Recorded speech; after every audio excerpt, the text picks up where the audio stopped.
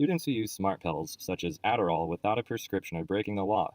For without a prescription stimulant, smart pills are considered as Schedule II drugs. Using these stimulants without a prescription is illegal, for it can be dangerous for physiological and mental health. The proper drug, safe dose, and instructions for use should always be prescribed by a doctor to avoid detrimental symptoms. This is the only legal way to obtain and use such smart pills, otherwise, the user is breaking the law. Some debatable and ethical questions about stimulant use in academic settings. Is it fair to compare these students with the students who do not use performance-enhancing drugs? Is the non-prescription use of psychostimulants considered cheating to get ahead? What should the retributions be for students who are caught with illegal non-prescription stimulants?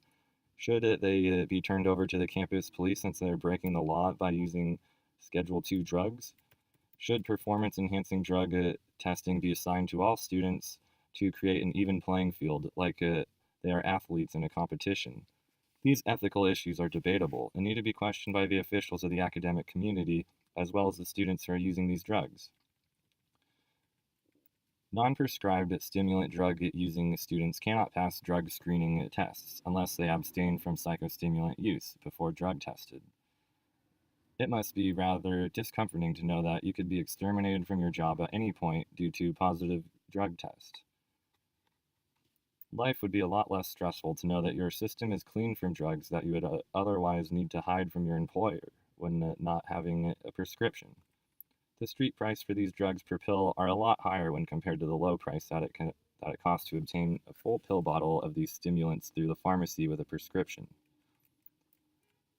Most college students are on a tight financial budget, and it would not be fair for the students who have extra resources to have more access to these performance-enhancing drugs, while the less funded students do not have the same luxury of access.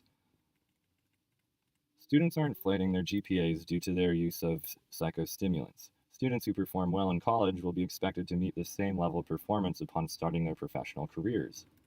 People who do not abstain from their use of psychostimulants after college will fail drug tests and not get hired at their dream jobs. Personal antidote. I have a friend who was offered a position at his dream job after finishing college, but he was instantly denied after failing the drug test for amphetamine and not having a prescription for the Adderall that he was using at the time. College is meant to be a challenge that teaches students how to best learn information. Taking the less demanding approach with using stimulants does not necessarily contribute to the learning experience. Some students who use stimulants are not prescribed for these smart pills and are setting themselves up for inconsistent performance issues. They are bound to find themselves in situations where they do not have access to the smart pills. Students who rely on stimulants, even coffee, should reconsider their natural performance abilities and perhaps focus on improving these so they can rely more on their natural abilities instead. The three most popular stimulants that are available today are Ritalin, Vyvanse, and Adderall. A study conducted in 1982 at Florida State University consisted of two boys who were diagnosed with ADHD. The study showed that the two boys increased their arithmetic productivity by up to 40% when given Ritalin. Another study at NYU in 2008 showed that patients treated with Vyvanse showed improvement on their ADHD-RS scores by approximately 30%.